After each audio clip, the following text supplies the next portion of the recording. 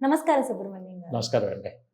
సుబ్రహ్మణ్యం గారు, మనం ఇప్పుడు సమాజంలో చూస్తే చాలా మంది పిల్లల్లో ఫస్ట్‌లో క్లాస్ ఫస్ట్ ఉన్నాము మేము, మా పిల్లలు క్లాస్ ఫస్ట్ ఉన్నారని పేరెంట్స్ చెప్తున్నారు.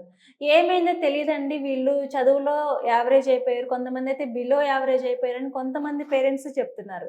అసలు వీటికి కారణాలేంటి? వీటికి పరిష్కార మార్గాలేమైనా ఉన్నాయంటారా? ఓకే. ఇది చాలా ఇంపార్టెంట్ ఇష్యూ అండి. ఇప్పుడు merit students average, below average అవుతున్నారు అంటే అర్థమైందంటే, వాళ్ళ నాలెడ్జ్ లెవెల్స్ పడిపోతున్నాయి. మరి యావరేజ్, బిలో యావరేజ్ అయ్యి నాలెడ్జ్ లెవెల్స్ పడిపోయి, రేపు వీళ్ళు ఏదైనా వర్క్ చేయాలంటే ఎలా చేస్తారని చేయలేరు కదా! అవును సార్. కాబట్టి నేనేం చెప్తున్నానంటే, ఈ ఇష్యూ మీద పేరెంట్సు బాగా ఆలోచించాలండి. ఈ టీచర్సు, లెక్చరర్సు దీని మీద బాగా శ్రద్ధ పెట్టి ఎందుకిలా అవుతుందనేది ఆలోచించాలండి. సొల్యూషన్స్ ఫైండ్ ఔట్ చేయాలి. అదేవిధంగా మన ఎడ్యుకేషన్ అథారిటీస్ కూడా ఇప్పుడు మన స్కూల్ ఎడ్యుకేషన్ వాళ్ళు ఉన్నారు. వాళ్ళు దీని మీద రీసెర్చ్ చేయాలి. ఎందుకు నాలెడ్జ్ లెవెల్స్ తగ్గుతున్నాయి? ఎందుకు మరి మెరిట్ స్టూడెంట్స్ యావరేజ్, బిలో యావరేజ్‌గా అవుతున్నారు? అదేవిధంగా కాలేజీ లెవెల్‌లో కూడా ఎందుకు అవుతున్నారు? మరి కాలేజ్ ఎడ్యుకేషన్ సిస్టమ్ వాళ్ళు దాని మీద వాళ్ళు రీసెర్చ్ చేసి ఫైండ్ ఔట్ చేయాలి.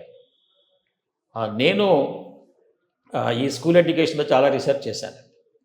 రీసెర్చ్ చేసి ఏం ఫైండ్ ఔట్ చేశాము, దీని ఎందుకు తగ్గుతుంది, దీనికి కారణాలన్నీ మీకు క్లియర్‌గా చెప్తానండి. మన అబ్జర్వేషన్‌లో నేను ఎందుకంటే చాలా స్కూల్స్‌లో టీచర్స్ ట్రైనింగ్ ఇస్తుంటాను. స్టూడెంట్స్ కూడా ట్రైనింగ్ ప్రోగ్రామ్స్ ఇస్తుంటాను. కొన్ని వందల మంది స్టూడెంట్స్‌కి ఇండివిడ్యువల్‌గా కౌన్సెలింగ్ ఇచ్చి, ఇట్లాగూ యావరేజ్, బిలో యావరేజ్ వాళ్ళని మళ్ళీ మెరిట్ స్టూడెంట్స్‌గా మార్చానండి. అంటే 80-90% వచ్చేట్టుగా వాళ్ళు తయారు చేశాను. సో, కాబట్టి నాకు బాగా క్లియర్ అవగాహన ఉందండి. ఇప్పుడు మనము ప్రాక్టికల్‌గా చూస్తే ఎలా ఉంటుందంటే, కొంతమంది students up to fifth class వరకు మీరన్నట్టుగా బాగా మెరిట్‌గా మంచి మార్కులతో వస్తారండి. అవును సార్. 9థ్, 10థ్‌కి వచ్చేతలకే డౌన్ అయిపోతున్నారు. అవును. ఓకే. ఇక కొంతమంది స్టూడెంట్స్ 10థ్ క్లాస్ వరకు మంచిగా మెరిట్‌లో వస్తారు. ఆ ఇంటర్మీడియేట్ కాలేజీలో చేరిన తర్వాత 1 ఆర్ 2 ఇయర్స్‌లో మళ్ళీ యావరేజ్, బిలో యావరేజ్‌గా మారిపోతున్నారు. కొంతమంది ఇంటర్మీడియేట్‌లో బాగా కష్టపడి చదివి మంచిగా చదువుతారండి. మంచిగా చదివి మంచి టాప్ ర్యాంక్‌లో ఉంటారు. వాళ్ళు గ్రాడ్యుయేషన్‌లో ఇంజినీరింగ్ గాని, మెడిసిన్‌లో చేరిన తర్వాత మెల్లమెల్లగా అక్కడ వాళ్ళు పడిపోతున్నారండి. అవును సార్. పెర్ఫార్మెన్స్ పడిపోతుంది. అవును. ఓకే. ఇది యాక్చువల్‌గా జరుగుతున్న సిట్యుయేషన్ అండి. మరి దీనికి ఇలా ఎందుకు జరుగుతుంది? దీనికి కారణాలంటే చాలా కారణాలున్నాయి. అందులో మెయిన్ ముఖ్యమైనవి కొన్ని చూద్దామండి. ఫస్టు తల్లిదండ్రులు, పేరెంట్స్ పెంచే విధానంలో చాలా ప్రాబ్లమ్ ఉందండి. ఎస్పెషల్లీ ఇప్పుడు లేటెస్ట్‌గా ఏందంటే సిటీలో వాతావరణంలో చాలామంది పిల్లలు చాలా గారాబంగా పెంచుతున్నారండి పేరెంట్స్. అవును సార్. ఓకే. ఈ గారాబంగా పెంచడం అంటే ఏందంటే, వాళ్ళకి కావాల్సినన్ని అరేంజ్‌మెంట్ చేయటము, ఎటువంటి కష్టం రాకుండా చూసుకోవటము, ఎటువంటి పనులు నేర్పరు, పనులు చేయించరు. అంటే అర్థమైందంటే వాళ్ళకి అసలు కష్టపడడం అనేది తెలీదండి. ఈ కష్టపడడం అనేది తెలియకపోవటం వల్ల ఏం ప్రాబ్లమ్ అవుద్దంటే, ఫస్ట్ అప్ టు ఆహ్, ఎల్‌కేజీ, యూకేజీ నుంచి 5థ్ స్టాండర్డ్ వరకు మన ఇంటెలిజెన్స్‌తో మెయింటైన్ చేయొచ్చు.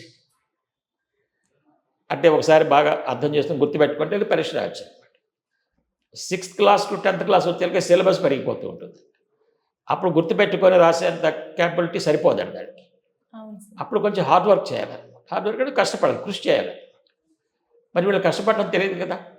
వీళ్ళకి తెలిసిందల్లా కూడా హ్యాపీగా ఎంజాయ్ చేయటము, స్కూల్‌కి వెళ్ళటము, రావటము, టీవీ చూసుకోవటము, సెల్ ఫోన్‌లో ఆడుకోవటం తప్పితే వీళ్ళు కష్టపడటం తెలీదు.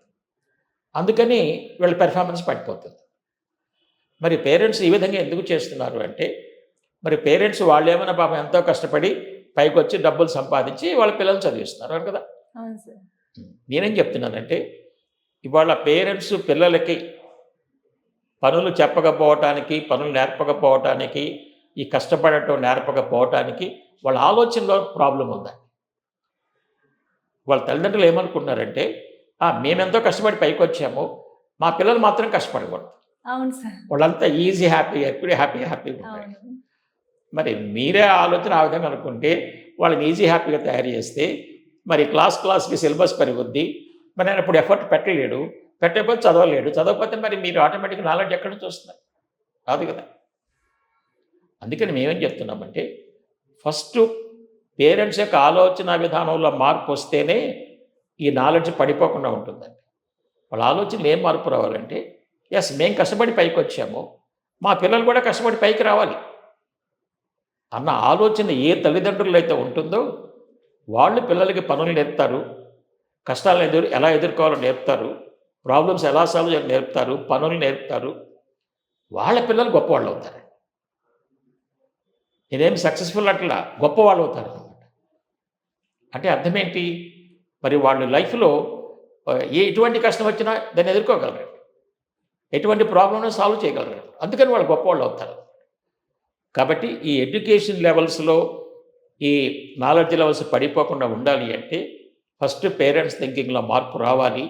పేరెంట్స్ పిల్లల్ని గారాబం లేకుండా వాస్తవ జీవితంలో నడిపించాలండి వాళ్ళు. తర్వాత అదేవిధంగా టీచర్స్ కూడా టీచర్స్ వల్ల కూడా వీళ్ళు యావరేజ్ బిలో యావరేజ్‌గా మారుతుంటారు. ఇప్పుడు ఫర్ ఎగ్జాంపుల్ స్కూల్ తీసుకుందాం. స్కూల్‌లో గాని, కాలేజీల్లో గాని వాళ్ళు పాఠం చెప్పేటప్పుడు మరి క్లాస్‌లో ఒక 40 మంది, 50 మంది ఉంటే మరి వాళ్ళు అండర్‌స్టాండింగ్ లెవెల్స్ డిఫరెంట్‌గా ఉంటాయి. అవును సార్. ఆ పాఠం చెప్పేటప్పుడు అన్ని లెవెల్స్ వాళ్ళకి అర్థమయ్యేటట్టుగా పాఠం చెప్పాలి. అవును. అంటే రకరకాల ఎగ్జాంపుల్స్ తీసుకొని ఒక కాన్సెప్ట్‌ని ఓకే. మెరిట్ వాళ్ళకి ఒక టైప్ ఆఫ్ ఎగ్జాంపుల్. ఒక యావరేజ్, బిలో యావరేజ్. వీళ్ళకి గనక సబ్జెక్ట్ గనక అర్థమైతే వాళ్ళు మంచిగా చదువుకుంటారండి. కానీ వాళ్ళు ఏమవుతుందంటే వాళ్ళు పాఠం చెప్పేది ఓన్లీ ఆ ఫస్ట్ బెంచ్ నలుగురికి అర్థమవుతుందండి.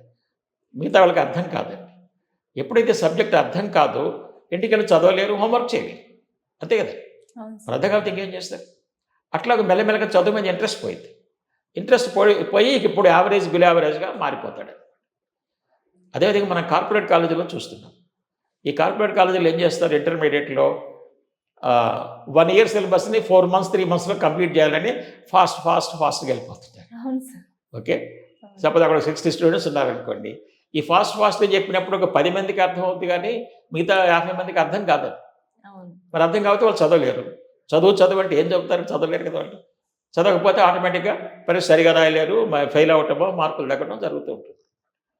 కాబట్టి నేనేం చెప్తున్నానంటే, కాలేజీ లెవెల్‌లో మీరు అందరికీ చక్కగా పాఠం అర్థమయ్యేటట్టుగా చెప్పాలండి.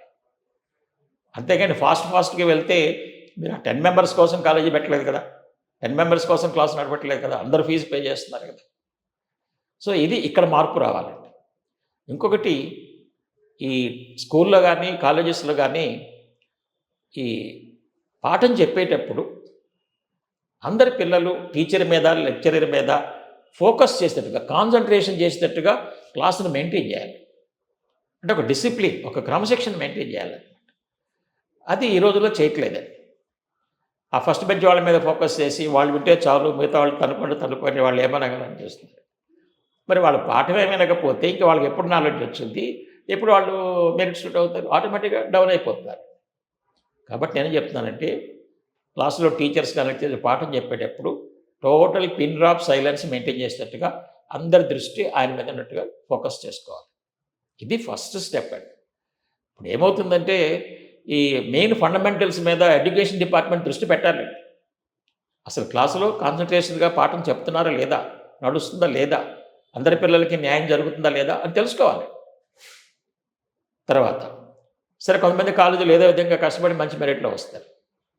ఈ 2 ఇయర్స్ వీళ్ళు బాగా జైలు లాంటి దాంట్లో ఉండిపోయి, ఓకే. బాగా ప్రెషర్ ఫీల్ అయిపోయి, ఇక మరి గ్రాడ్యుయేషన్‌లోకి వచ్చిన తర్వాత ఎవరు డైరెక్ట్‌గా అటెన్షన్ పెట్టరు. నువ్వు కాలేజీకి వచ్చావా లేదా? వింటున్నావా లేదా? ఈ టైప్ ఆఫ్ ఉండదు. అందుకని వీళ్ళలో ఆలోచన ఏమవుతుందంటే ఇప్పటిదాకా ప్రెషర్ ఫీల్ అయ్యి, ఇప్పుడైనా ఎంజాయ్ చేయాలి అన్న ఆలోచన స్టార్ట్ అవుతుంది. మరి ఎంజాయ్ చేయాలంటే ఏముంది వీళ్ళ ఉద్దేశ్యం ఏంటి? కొంతమంది స్టూడెంట్స్ గ్రూప్‌గా ఏర్పడటం, క్లాసులు బంక్ కొట్టేసి పిక్చర్‌కనో, బయటికనో, క్యాంటీన్‌లో కూర్చొని కబుర్లు చెప్పుకుంటాం. ఇప్పుడు ఏమవుతుందంటే మరి సపోజ్ ఇంజినీరింగ్ అనుకోండి. అవి ఒక్కసారి చదివితే పరీక్ష రాయలేరండి. అవి బాగా అర్థం చేసుకోవాలి. బాగా కష్టపడి ప్రాక్టీస్ చేయాలి. ఆ ఫార్ములాస్ అవన్నీ. అప్పుడే వాళ్ళు నాలెడ్జ్ వస్తుంది. పరీక్షలో మంచి మార్కులు వస్తాయి. అసలు ఈయన క్లాసులకే వెళ్ళట్లేదు. మరి ఈయన సబ్జెక్ట్ ఎలా వస్తుంది? రాదు. ఈవెన్ ఇప్పుడు మన మెడికల్ కాలేజీలు కూడా చూస్తున్నాం. ఈ ఎంజాయ్‌మెంట్ పేరు మీద ఈవెన్ కొన్ని కాలేజీల్లో మెడికల్ స్టూడెంట్స్ కూడా కొంతమంది ఈ డ్రగ్స్‌కి అలవాటు పడటము, రకరకాల ఈ సెల్ ఫోన్స్‌కి వీటికి అలవాటు పడిపోయి వాళ్ళు కూడా సరైన నాలెడ్జ్ లేదు. మరి ఒక ప్రొఫెషనల్ స్టూడెంట్స్, ఇంజినీర్స్ మరి మెడికల్ డాక్టర్స్ అవ్వాల్సిన వాళ్ళే నాలెడ్జ్ లేకుండా ప్రొఫెషన్‌లోకి ఎంటర్ అయితే రేపు సమాజానికి చాలా నష్టం కదా అవును సార్. కదా కాబట్టి నేనేం చెప్తున్నానంటే ఈ ఎంజాయ్మెంట్ అనేది చాలా రాంగ్ థింకింగ్లో వస్తుంది. రాంగ్ థింకింగ్ అనమాట. ఇప్పుడు మనము ఒక ప్రొఫెషన్లోకి వచ్చింది నాలెడ్జ్ నేర్చుకొని ఈ నాలెడ్జ్ని రేపు అప్లై చేయాలి. అంతేగాని క్లాసులకి వెళ్లకుండా కాన్సన్ట్రేషన్ డెవలప్ చేసుకోకుండా సబ్జెక్ట్ నాలెడ్జ్ పెంచుకోకుండా ఈ డైవర్షన్స్ కనుక వెళ్ళారు అంటే ప్రాబ్లం పడుతున్నారు. ఇంకొక మెయిన్ కారణం మనం ఈ సోషల్ మీడియా. ఇవాళ ఈ స్మార్ట్ ఫోన్స్ వచ్చేసి వీళ్ళకి రకరకాల సైట్స్కి యాక్సెస్ బాగా వచ్చిన తర్వాత వీళ్ళు ఆటోమేటిక్గా డైవర్ట్ అయిపోతున్నారు. అంటే ఈజీ లైఫ్కి అలవాటు పడుతున్నారు. ఫర్ ఎగ్జాంపుల్ ఈ చాటింగ్ బాగా ఎక్కువైపోయింది. నైట్ తొందరగా పడుకోరు. మరి నైట్ అంతా 2 o'clock 3 o'clock దాకా చాటింగ్ చేస్తూ ఉంటే రేపు మార్నింగ్ క్లాస్కి వచ్చి ఏమీ చేయగలడు. ఒకసారి ఒక ఇంటర్మీడియట్ స్టూడెంట్ నా దగ్గర తీసుకొచ్చాను. ఫస్ట్ ఇయర్ ఫెయిల్ అయ్యాడు. సరే నేను కన్సల్టేషన్ చేసిన తర్వాత ఫైండ్ అవుట్ చేశాను అసలు ఏంటి నేను ప్రాబ్లం ఏంటి. ఇతను కాలేజ్ నుంచి వస్తాడు, వచ్చిన తర్వాత ఒక గంట రెస్ట్ తీసుకొని 7 o'clock మొదలు పెడతాడు చాటింగ్. నైట్ 1 o'clock వరకు చాటింగ్ ఫ్రెండ్స్ తోటి. మరి ఈయన ఫెయిల్ అవ్వక ఏమవుతాడు, సబ్జెక్ట్ నాలెడ్జ్ లేదు. సరే నేను చక్కగా అతని కౌన్సిలింగ్ ఇచ్చి చాలా మంచిగా చేశాను. సరే ఇప్పుడు మనము ఈ కారణాలు తెలుసుకున్న తర్వాత మార్పు రావాల్సింది ఫస్ట్ పేరెంట్స్లో మార్పు రావాలండి, టీచర్స్ లెక్చరర్స్లో మార్పు రావాలి, అదేవిధంగా స్టూడెంట్స్ యొక్క థింకింగ్ కూడా మార్పు రావాలండి. ఎస్ నేను నాలెడ్జ్ గెయిన్ చేస్తేనే రేపు నేను వర్క్ బాగా చేయగలను, నా ప్రొఫెషన్ మంచిగా చేయగలను వాళ్ళకి రావాలండి. నేను ట్రీట్ చేసిన ఒకటి 2 ఎగ్జాంపుల్స్ చెప్తాను మీకు. నేను చాలా కంపెనీస్లో ట్రైనింగ్ ప్రోగ్రామ్స్ ఇస్తుంటాను. ఇచ్చినప్పుడు ఈ చిల్డ్రన్ ఎడ్యుకేషన్ గురించి కూడా నేను అక్కడక్కడ వాళ్ళకి కొన్ని ఎగ్జాంపుల్స్ ఇస్తుంటాను. సరే ఒక ఫాదరు నాకు చెప్పాడు, సార్ మా వాడు సరిగా చదవట్లేదు, 25% 30% వస్తున్నాయి, అందుకని నేను ఒక మంచి పెద్ద స్కూల్లో వేశాను, ఆడికి వెళ్ళిన తర్వాత ఇంకా డౌన్ అయిపోయాడు, ఇప్పుడు 10-15% వస్తున్నాయి సార్, మరి వాడి లైఫ్ స్పాయిల్ అయిపోయినట్టుంది, మరి మీరేమన్నా మనం స్టూడెంట్స్ కూడా మంచిగా డెవలప్ చేయని చెప్పారు, మరి ఏం చేయమంటారంటే అప్పుడు నేను సరే తీసుకురా అని చెప్పేసి కన్సల్టేషన్ ఇటు పేరెంట్స్తో మాట్లాడి అబ్బాయితో మాట్లాడి ప్రాబ్లమ్స్ అన్నీ ఐడెంటిఫై చేశాను.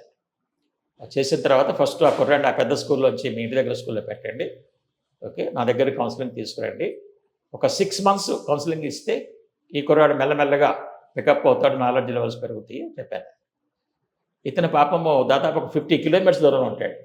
ఎవ్రీ సండే వాళ్ళ అబ్బాయి అప్పుడు 8th class అవుతున్నాడు, ఎవ్రీ సండే నా దగ్గర తీసుకొచ్చి ఆ కుర్రాడి కౌన్సిలింగ్ ఇచ్చి ఇట్లా 6 months చేశాడు. 2-3 months తర్వాత మెల్లమెల్లగా పర్సంటేజ్ మార్కులు పెరగడం మొదలైంది. తర్వాత 10th class పాస్ అయ్యాడు, ఇంటర్మీడియట్ పాస్ అయ్యాడు, తర్వాత ఇంజనీరింగ్లో చేరాడు, ఇంజనీరింగ్ పాస్ అయ్యాడు, ఇవాళ ఒక ఇంజనీర్గా జాబ్ చేస్తున్నాడు. అంటే ఏంది మరి 10-15% వచ్చే కుర్రాడికి మన కౌన్సిలింగ్ ఇచ్చి ఆయన ఆలోచన విధానం మార్చి సబ్జెక్టులు ఎలా అర్థం చేసుకోవాలి, కాన్సన్ట్రేషన్ ఎలా డెవలప్ చేసుకోవాలి, ఈ బ్రెయిన్ పవర్ ఎలా ఉపయోగించాలి, సమాజానికి ఎలా ఉపయోగపడాలి, ఇవన్నీ చక్కగా నేర్చుకొని మళ్ళీ చక్కగా మెరిట్ స్టూడెంట్ అయ్యాడు. అదేవిధంగా ఒక బీటెక్ చదివే అమ్మాయి చాలా బ్యాక్లాగ్స్ వచ్చినాయి అన్నమాట. మరి బ్యాక్లాగ్స్ వస్తే బీటెక్ పాస్ కాకపోతే లైఫ్ వేస్ట్ అయిపోయింది. సరే వాళ్ళ ఫాదర్ దగ్గర కౌన్సిలింగ్ పంపిస్తే ఒక 4 months కౌన్సిలింగ్ ఇచ్చి చక్కగా బ్యాక్లాగ్స్ అన్ని స్లోగా పాస్ చేసి ఆ అమ్మాయి బీటెక్ పాస్ అయిన తర్వాత ఎంటెక్ చేసింది, ఇప్పుడు హాయిగా అమెరికాలో జాబ్ చేసుకుంటాం. అంటే నేను చెప్పేది ఏంటంటే తల్లిదండ్రులు గుర్తించాలి, టీచర్స్ గుర్తించాలి. ఈ యావరేజ్ బిలో యావరేజ్ అని చెప్పేసి పిల్లల మీద పోట్లాడటము, టీచర్స్ మీద పోట్లాడటం అది సొల్యూషన్ కాదండి. వాళ్ళకి తప్పనిసరిగా మాలాంటి వాళ్ళ దగ్గర కౌన్సిలింగ్ ఇప్పిస్తే వాళ్ళని మళ్ళీ ఈ యావరేజ్ బిలో యావరేజ్ నుంచి మంచి మెరిట్ స్టూడెంట్స్గా డెవలప్ చేయొచ్చు. చాలా చక్కగా వివరించారు sir. Thank you. Okay, thank you very much.